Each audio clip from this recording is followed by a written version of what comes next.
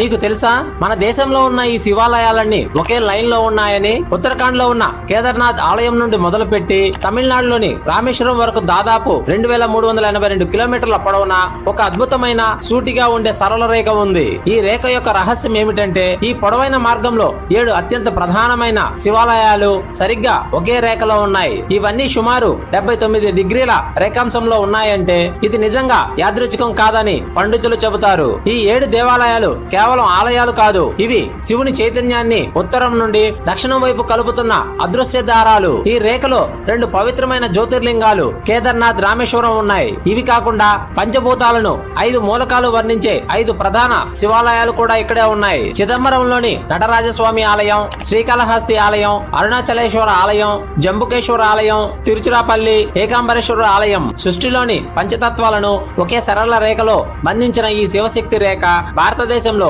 ఆధ్యాత్మిక శక్తికి, భౌగోళిక స్థానానికి మధ్య ఉన్న లోతైన సంబంధాన్ని స్పష్టంగా చూపిస్తుంది. ఈ 7 మహా దేవాలయాలు ఒకే సరళ రేఖలో ఉండడం వెనుక ఏదో శక్తివంతమైన రహస్యం దాగి ఉంది.